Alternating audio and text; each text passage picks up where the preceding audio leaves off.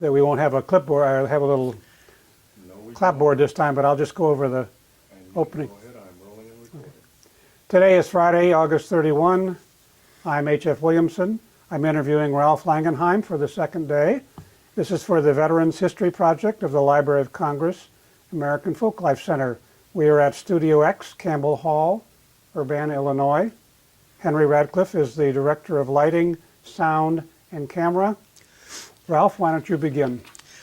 Okay, well, when we left off, I'd managed to get the LCIL 551 to Charleston, South Carolina for refitting. But unfortunately, my memory isn't perfect, and don't always have my wits about me, and I'm doing this ad hoc. So I skipped over some things in Italy and in North Africa, human interest type stuff that I'd like to double back and pick up. Fine. As you may remember, we carried troops from Naples up to Livorno, Leghorn, in 200-man batches in LCIs. They took them off the transports that had brought them from the United States and Brazil and elsewhere, rather than risk those large ships that close to the front line. And we carried 2 loads of Brazilians, the Brazilian Expeditionary Force. We carried a group of Italians who had been formed up into labor battalions in the Italian army, which at that point was supporting the Allies. And we also carried, Brazilians, Italians. An American division, as I remember, the 95th, was it? Oh yes, the 96th Division, which was the African-American Infantry Division, which is so big in the news these days. It was a very large unit, and it went into the lines. So anyway, when they pulled the 45th Division and the 36th Division out of the line, that fought all the way up the spine of Italy, they replaced them with these untested troops, the Brazilians and the 96th, and we took them up there, some of them. They were a different group of people, certainly. As a person who had been raised in Oklahoma, in a segregated school system and all that, it was one of my first experiences with African Americans who hadn't been involved in, hadn't been sort of suppressed. And I had to deal with the troop officer, who I found to be a very edgy and aggressive person. I realize now why he was, but I had a real confrontation with him. He wanted me to bet on Army in the Army-Navy game, which was being played that day, and I don't bet, and I was trying to tell him I didn't want to bet, and that was a real tussle with that guy. And another thing that happened with those, we had all kinds of problems, but when we loaded that company up and took them out and anchored for the night before we went out over the next morning, a couple of them apparently jumped overboard and swam ashore and left behind their weapons. So we inherited a couple of M1 Garands. We tried to offer them to the commanding officer. He said, "I don't need them. I don't have anybody to carry them." And it really turned out that they weren't wanted because they were jammed and so on, and had not been very well cared for. But anyway, that was that experience. Now the Brazilians, on the other hand, Getulio Vargas, the dictator of Brazil, was trying to get Brazil its stripes as a major power, so he almost insisted on sending troops to Europe for the war. And so the Brazilian Expeditionary Force was the result. This was another experience for me, in that I hadn't dealt with Latin Americans in quite such bulk. And so when the troop officer on the first group peeled off his watch and gave it to me in a typical social thing in that culture, I was somewhat taken aback, and I didn't have anything to give him back. I know I was embarrassed by that. And another thing that happened with the Brazilians, one of the loads, we got up to Livorno and we were ready to unload, and their medical officer came up and he says, "We have to wait. We may be quarantined." And he had very poor English, and my high school Spanish didn't pass for Portuguese, so we had trouble communicating. He says, "One of our men has the kashumba." Kashumba? What's kashumba? I questioned him about it. Finally, he forced himself to give in English. He says, "Mumpus." So we were about to be quarantined in Leghorn, Italy, with 200 Brazilian soldiers with mumps aboard. I'd never had mumps. I didn't look forward to that. But it was resolved, and they did go ashore. Now, let's see. Other things that happened in Pottsawally, that fourth officer, the drama guy, Rip Colbert, they call him, cooked up a scam on our captain, hired a teenage prostitute to come down to the... Now, is this the same captain you started with? This was Boswell, no, the replacement captain, Okay. the Mormon deacon, bishop, excuse me, to embarrass him, come down to the ship and announce herself as having been reserved or called for by the captain. Oops. And so this lady undulated down to the dock and stood there flipping grapes in the air and catching them in her mouth and asking for, Capitan, you sent for me. And poor old Buzzy turned several shades of red before that lady finally left. But we had a lot of lighthearted moments on board the ship as well as not so lighthearted. And then the captain, the fourth officer that had tuberculosis, we lost him in Naples. The pharmacist mate, our conscientious Marzalek, had been trying to get this guy into a naval hospital from the time we got to Europe. And finally, he just threw up his hands one day and grabbed O'Brien, and they hitchhiked into the naval hospital in Naples, which was quite a distance away. And he finally got him in front of an x-ray camera, and they wouldn't let him come back. So we had to ship his gear to him. But that's when O'Brien left the ship, and this fellow, Colbert, came aboard. Down in Bizerte, there were a couple of interesting things, which is minor, really. Boswell and I went ashore on shore leave and just wandered around town, and we wandered into the marketplace, the souk, and it was just like the Arabian Nights. I mean, there were guys in long robes and Arab headdress, long beards, sitting playing chess at tables, and all the sights and sounds and smells of that marketplace. And we enjoyed it tremendously until the MPs came and scooped us up. It was off limits, and we knew it was off limits. Anyway, they popped us into a Jeep and hauled us away. Another shore leave there, we contracted for a meal in a private home, French colonial people in Bizerte who were interested in making a few dollars. Rather simple meal in a concrete block and stucco house with very Mediterranean, very different.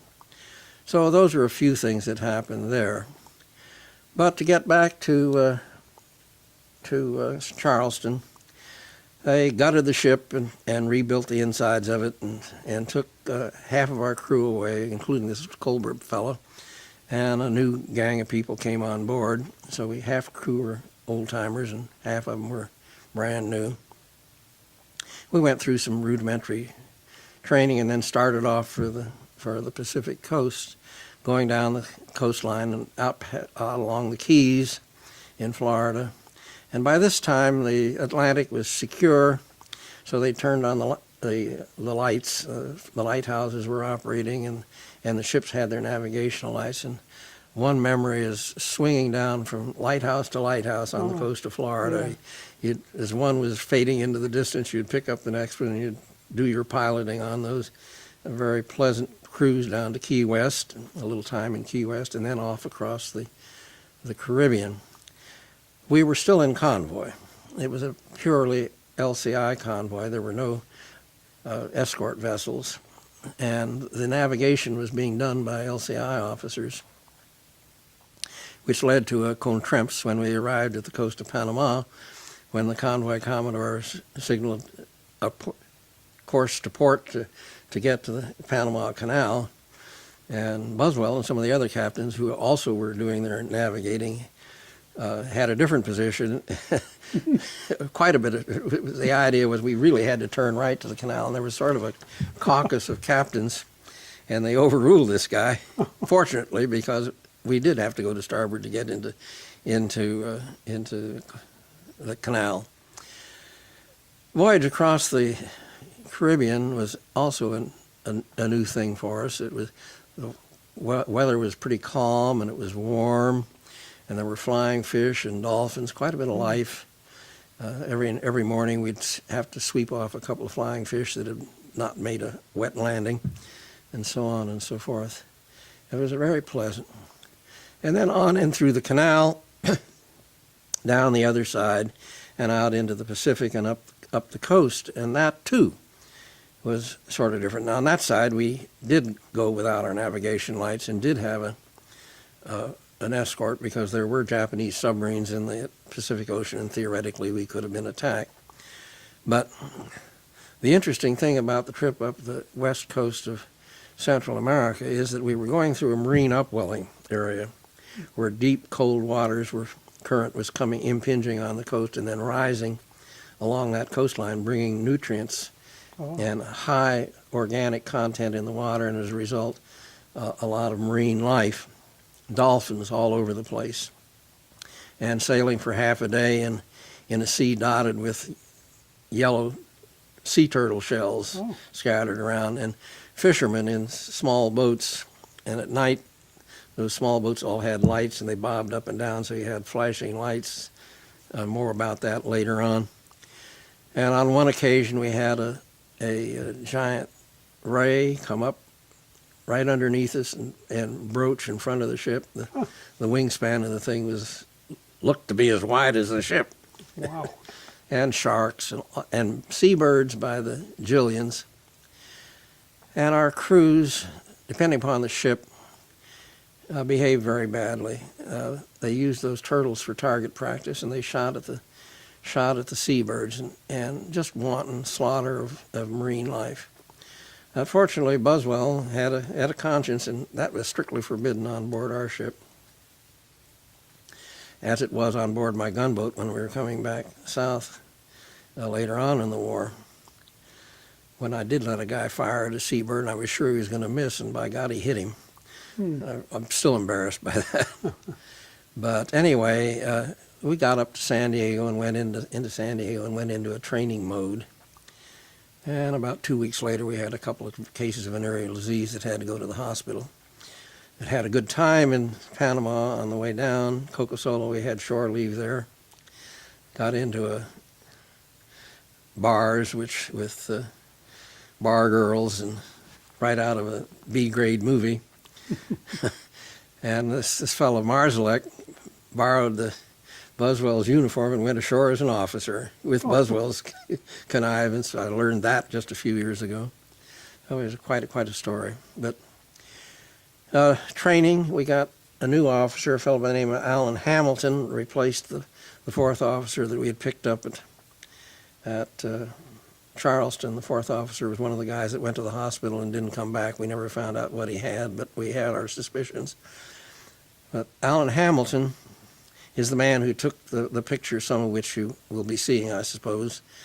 And he took pictures on our trip up to Alaska, and I have a full set of those. We did a number of things. One practice landing situation out on one of the Channel Islands. We entangled the anchor cable in our screw, and had quite a show with people trying to get it cut off. We finally just had to cut it off. We weren't able to take care of that. Went back on one screw. Had to go into dry dock to get disentangled. Hitchhiked up to the lighthouse. Got on good stories. But basically, it was just training to get ready for going to Asia, and we were all in some trepidation over that. But finally we got orders to proceed up to Alaska, where our ships were to be lend-leased to the Soviet Navy. Oh. So a group of This was what date, approximately? What date was this? What date was this? Alaska?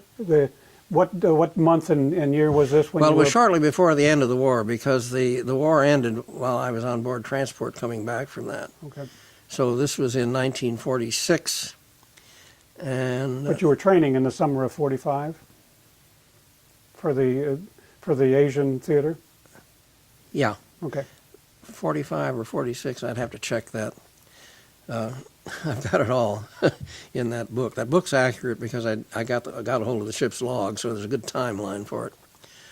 But anyway, uneventful voyage up to Seattle, and another yard availability. They cleaned us up like brand new, painted out the 2 French flags that we had painted on the conning tower in honor of our being in Normandy and southern France landing. As soon as the base authorities turned their backs, we painted them back on, and that's the way the Russians got that ship. After all, they were buying a used car, or getting a used car. And what did we do in Seattle? Well, usual leave type stories, shore leave type stories, nothing of any particular note. Finally, we took off for Alaska via the Inside Passage. And we took off in the afternoon and sailed overnight up the inside of Vancouver Island, and arrived at night the next day at the tip of Vancouver Island and anchored overnight. And from then on, we traveled in daylight only. So we went up the Inside Passage in daylight all the way. Miles and miles of traveling up narrow channels covered with trees, and here and there a clearing, an Indian village maybe, or a cannery or something like that. We saw the glow of Prince Rupert as we went by, and finally up to Ketchikan, and shore leave there. Went ashore with our new engineering officer, who was a Mustang, by the way, an ex-enlisted man. Drank a little bit too much and bought a wonderful Eskimo ivory item, a little goose, on the way back to the ship. I never would have bought it if I'd been cold sober. I still have it, and it's one of my most cherished possessions. Sometimes poor judgment is good judgment. And on up, we knocked down a dock in one of the places where we anchored for the night. Tide tried tying up to it. It was rickety, barren off, hot springs, and finally came out into the Gulf of Alaska. And shortly the radioman comes trundling up, and he'd been listening to Tokyo Rose, and Tokyo Rose had welcomed our 6 ships to the Gulf of Alaska, citing the numbers. Oh my. So there must have been some Japanese coast watcher or a submarine around that spotted us as we came out. It was a little bit disconcerting because we didn't have an armed escort. Then trundled on out to Kodiak Island and rested a little bit there. Got shore leave. Alan Hamilton and I had a wonderful hike up in the tundra on top of the island. You didn't find any bears, fortunately. And then out along the Alaska Peninsula, past Pavlov Volcano, which is a very active volcano. It was puffing out a bit of smoke every 5 minutes, 10 minutes. Sailed past that. One of the pictures that you see will be maybe a group of our ships going past Pavlov. And out to Cold Bay, Fort Randall, an Army base had been put in when they were in for the Aleutians campaign and was still in use. Quonset huts on tundra, no trees, very bleak, very cold. And the Russians, we took aboard a Russian crew. The captain was a regular Russian naval officer, a graduate of their naval academy, but he was Mongolian. It was a little bit of a shock. And at night on watch, when you were with him, he would sing operatic arias. That's how he amused himself. Very different. The Russians ran the ship differently. We had 6 machinists and 1 gunner's mate. They had 5 gunner's mate and 2 machinists. They didn't really treat the machinery with much respect. They'd up anchor and crank up full speed ahead from a dead standstill, just shaking the ship to pieces.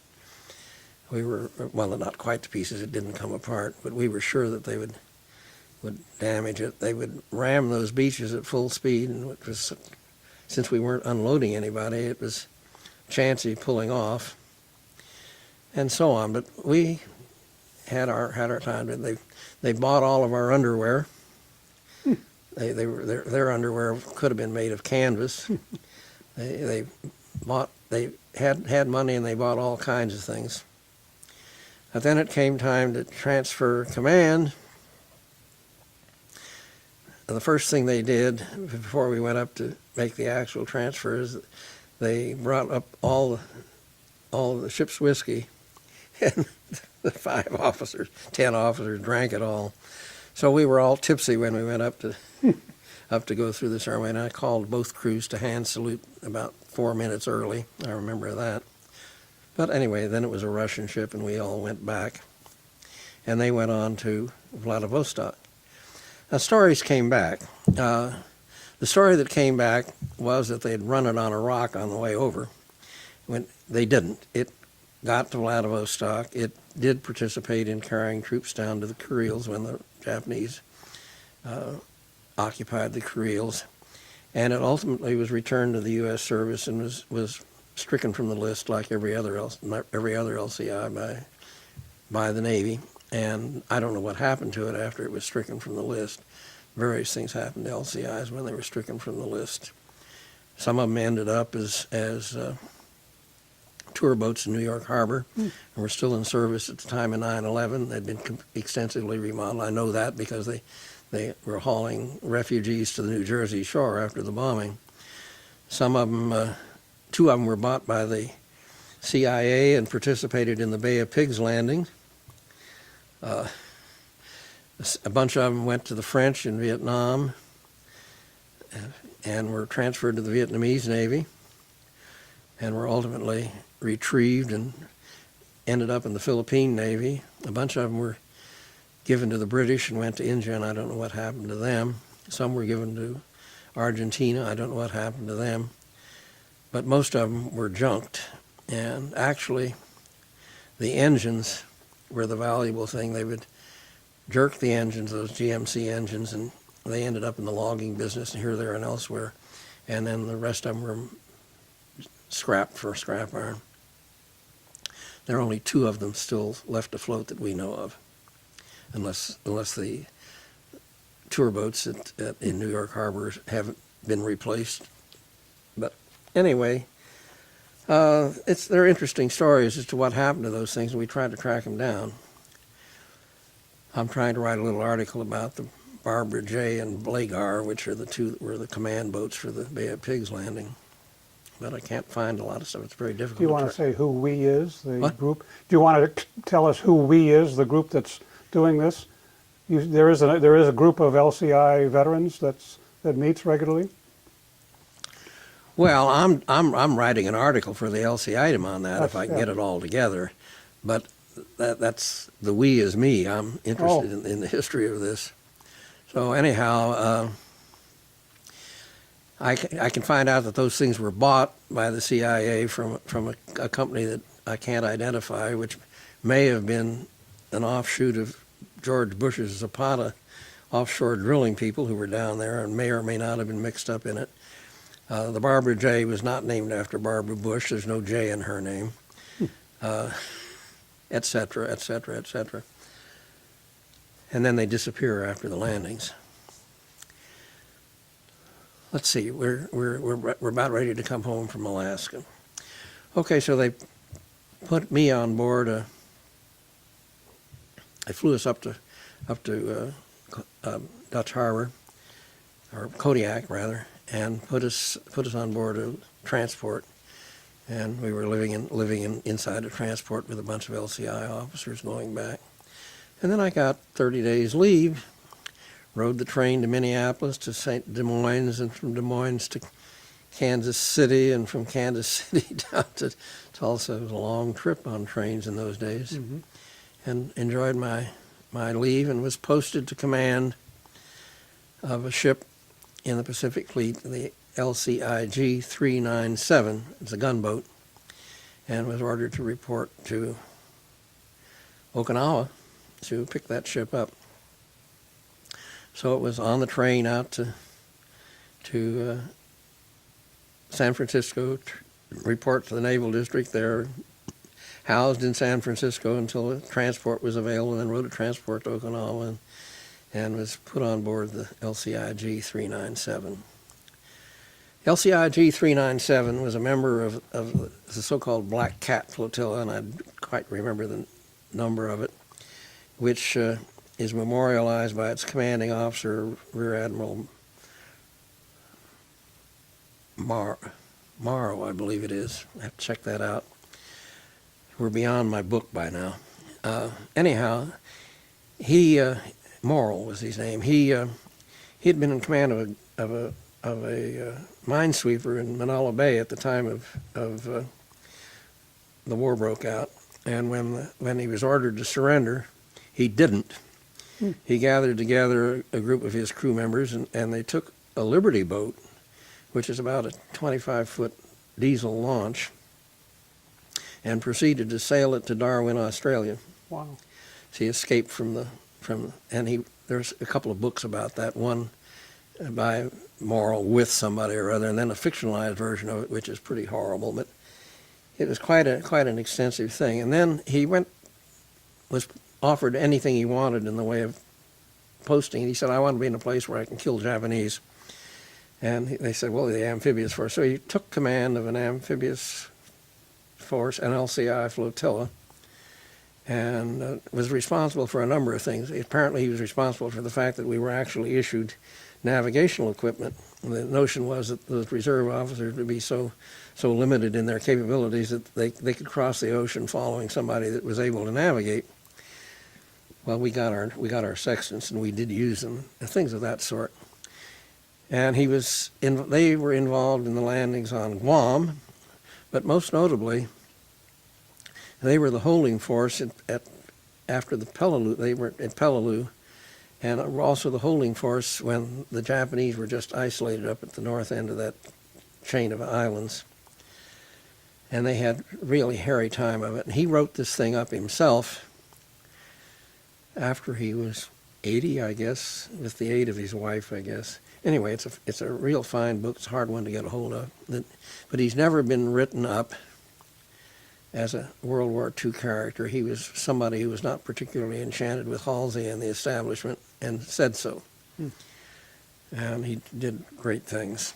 So somebody should, some writer should pick that up and put out a book on this guy.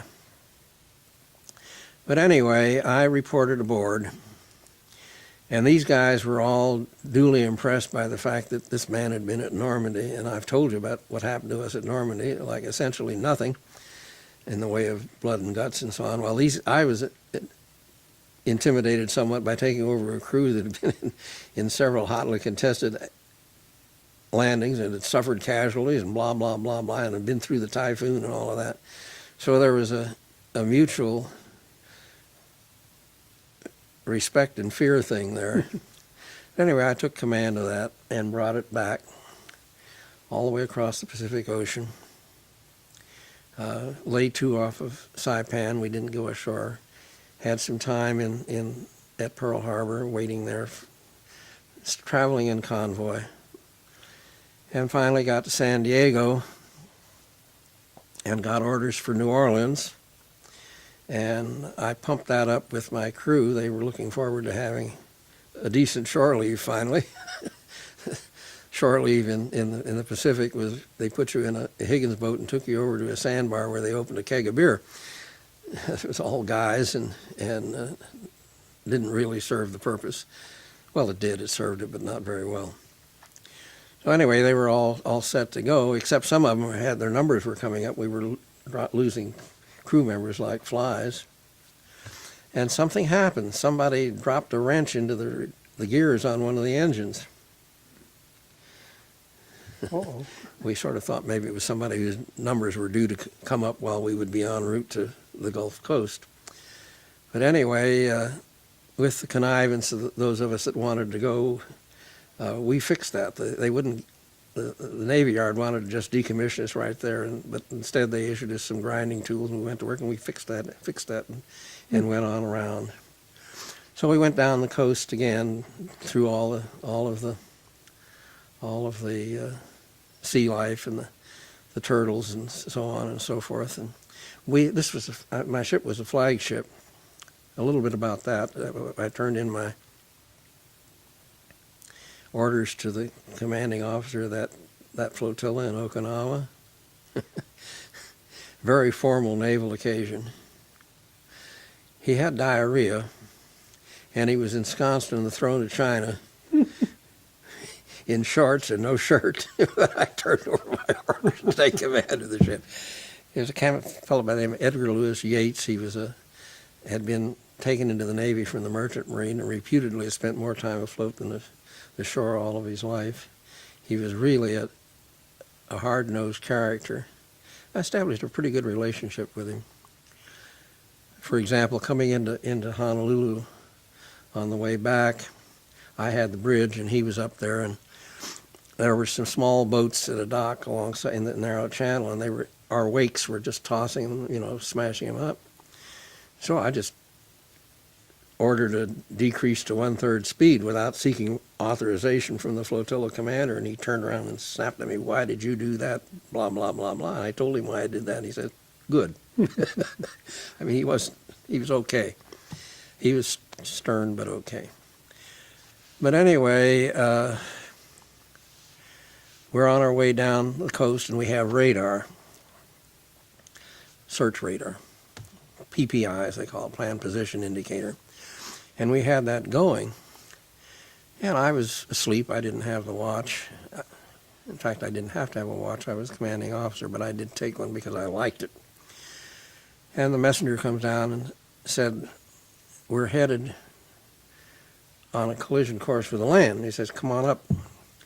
And here it is. We were in the Gulf of Nicoya, and ahead of us there was a lighthouse.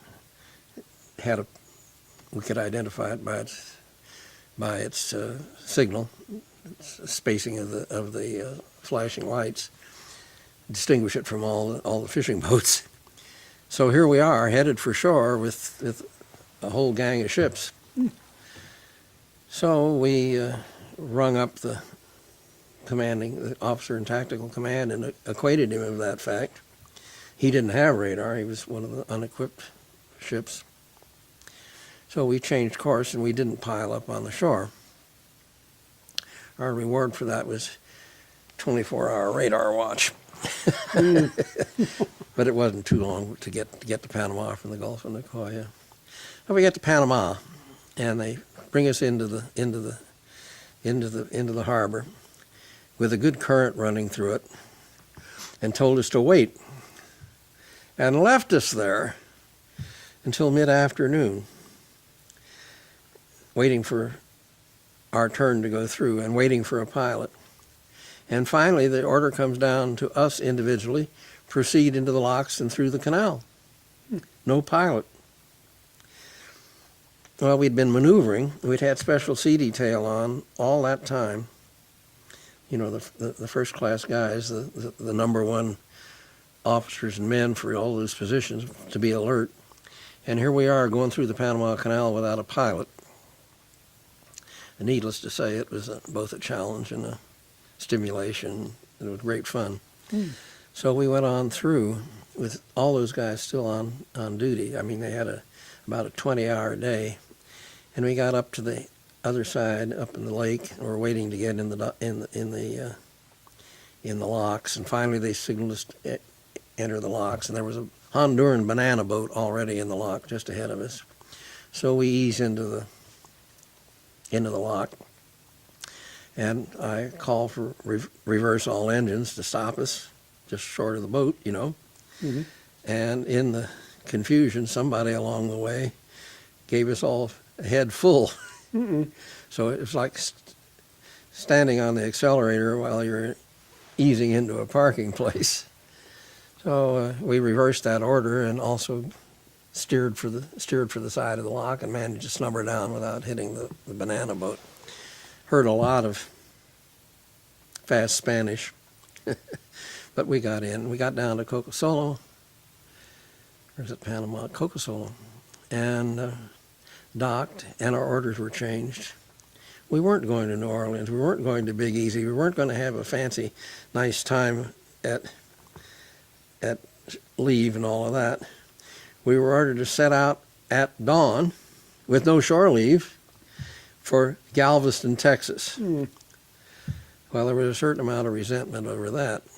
It was like being offered a trip to, I don't know, New Orleans and being sent to Tolono. But that is unfair. I shouldn't have said that. But anyway, off we went. And it just turned out that, and alone, which meant that I had to find my way to Galveston with my little sextant. The only time that ever happened, a high point in my life. Well, the next evening, late afternoon, we arrived at Old Providence Island, Vieja Providencia, which is a Colombian island, Colombian possession in the Caribbean Sea north of Panama. And I decided, what the heck? Our guys need some shore leave, so we'll just stop here. So we take the chart. The chart was one of the charts that we had inherited from the British Navy. It had been made by a British naval vessel that had been wrecked there in the early 1800s. Oh. And that's how they occupied themselves until somebody came around to rescue them. It's, at the bottom it said, "Caution, coral may have grown as much as 2 feet." Whoops. We had a very shallow draft, 5 feet, and the southern entrance to the harbor had 10 feet, supposedly. So we came in that way, to the consternation of the people on shore. Here's this big ship coming in this passage with no water, and they came out screaming at us. And as a matter of fact, we did sort of scrape a little bit of coral on the way in. Oops. But we came in and flipped down the anchor, and all of these lowland Spanish-speaking Caribbeans, African Americans, if you want to call Afro-Colombians, came out in their canoes, and we sent everybody but a skeleton crew ashore. And I came in and was ushered up to the seat of power, which was right out of Somerset Maugham. It was a wattle shack with a balcony and a thatched roof, and a portly Spanish-speaking Colombian who was the governor, and some other people. And we sat there drinking cold rum drinks while the guys went around town and had their fun and rotated. And the next morning, we went out through the proper entrance. Well, it was a big thing for the Vieja Providencians because it was the only U.S. naval vessel that ever actually came in. Actually, Franklin Roosevelt had come in on a launch and circled around the harbor and gone out when his cruiser went by one time. But so we did that, and so I set a beeline course for Galveston, right across a coral-strewn sea, the so-called Quita-Sueña banks, no-sleep banks, poorly charted, depths presumably enough for us to get by, and there was enough water. It was a very foolhardy thing to do. If I'd been a competent naval officer, I wouldn't have done that. But I went on across there, and the first landfall was Swan Island. Missed it, didn't see Swan Island, which isn't too difficult because Swan Island is a very low island, and we were only 32 feet off the water. The horizon was only about just less than 10 miles out, so and our navigation wasn't that sharp. Went between Cuba and Yucatan, well out to sea, and didn't see him. Sailed across the Gulf of Mexico, not seeing a thing, till finally a buoy appeared. And guess what? It was the Galveston Sea Buoy. So either this amateur pulled off a coup, or there was a lot of compensating error along the way. You could take your choice. So we come up on the harbor, and it was blowing, and we started in, and we were told to anchor and wait, and we didn't hear them. So we had lots of engines, and we could always back into the wind, and we bulled our way into the harbor, turned and went along the docks, and bulled our way into the dock without doing any damage at all, and we got in. The next day they sent us up the Houston Ship Canal to be decommissioned, tied up at the dock. And we made a ceremony out of it. Everybody got up in their dress whites, and we lined up on the deck, and we read the orders and saluted and hauled down the flag, hauled down the commission pennant, the one that you're seeing there. and the ship was decommissioned, and that was the end of my sea duty in the U.S. Navy. I had orders to report to New Orleans for decommissioning, hopped on a train, went over to New Orleans, went into the naval base, was there for a few days, went over to see the town, saw the French Quarter, Canal Street, and all that. I was challenged by a street purveyor of raw oysters. They had a counter up there, and they were splitting the oysters and serving them out, and I was sort of watching that like that, and the guy says, "I'll give you one if you'll eat it." So that was the first time I ever ate raw oysters, and I've been partial to them ever since. I haven't had hepatitis yet. Waiters tell me, "Okay, are you sure you want raw oysters? Will you sign this?" But anyway, that was that. And I then got decommissioned, got my papers, got my train ticket home, went on up to Tulsa on the railroad, came home, and I'd served 3 years and 5 days on active duty. So that gave me 4 years of GI Bill, which saw me through to my PhD. Oh. I had 5 days left when I used up the last of it. And it was all in all a good deal, a good deal. And I guess maybe that's about all I can dredge up to talk to you now. I'll think of more after we left, but I apologize for not being as quick-witted as I was yesterday, but apparently the clock's running down. Okay?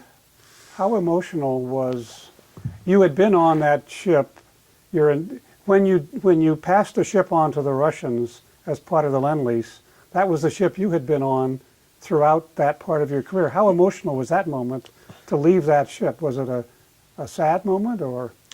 No, it wasn't. It wasn't really sad. That ship is in my memory, as you can well see. So is the other one. The guys, some of those men were like me, were plank owners that had been on. So I was with that ship for its entire career. Exactly. And until it went into the Russian Navy, and I found out about what happened to it, and I can, draw an X on it and say, here's, rest in peace. You were stricken from the list on such and such a day. I don't know whether you were melted down or whether you ultimately ended up in the hands of the CIA invading Cuba. You didn't, because that was a subsequent class. From the pictures I've seen of those ships, they were round con bow door types, which succeeded ours. But no, it wasn't emotional. I'm attached to those people. I'm still in communication with them. They helped me with putting together this book. I wrote it seated in front of a yellow pad while my wife was sleeping until noon on a cruise to Acapulco, or not Acapulco, Puerto Vallarta. But most of it, wrote it out. It was all garbled. Then I got the ship's log and straightened it out on time. Then I typed it up and I sent it off to these guys, those of them that I knew of, and they edited it and gave me further stuff, and it's been going back and forth. There's a fellow named John Cox, who was a signalman, lives in Oregon. He's a farmer, a rancher. There's Buswell, who became a dentist and had a career in Ogden, Utah. I don't remember the name of the town now, and was something of a figure in the Mormon Church. And a fellow by McLeese, who lives in Iowa, is a farmer. Lost track of him. I haven't been getting answers from him lately. There was a fellow who was a bosun's mate, name escapes me at the moment, who was in on it in the early stages of it and then passed away. And then Alan Hamilton, who sent me copies of all those photos he took on the way up to Alaska, but apparently wants to forget about having been in the Navy. I don't get answers. I get answers from him on other things. I mean, we became corresponding friends, but he's not interested particularly in LCIs or the Navy. So those people are important. They corroborate the stories.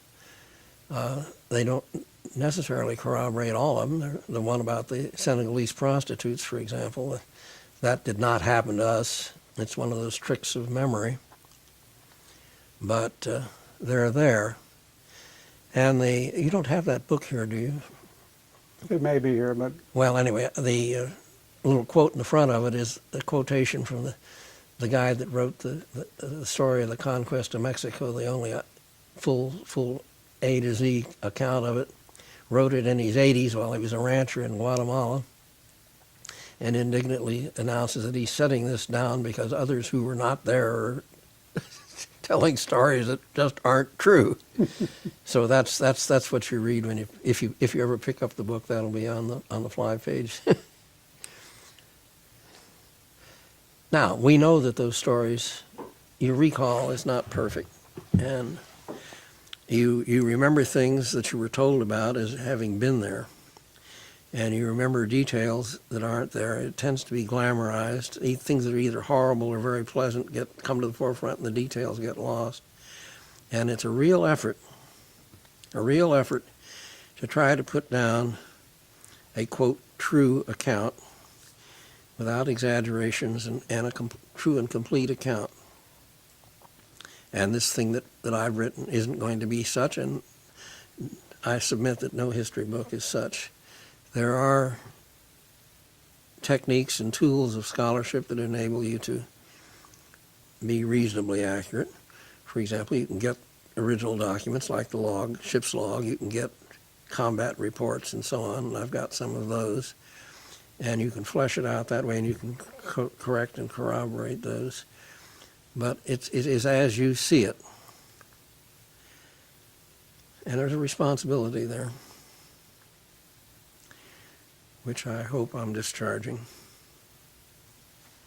I would think there are too many areas where there aren't people such as you who are putting down these histories while they're still have the memories to write them down.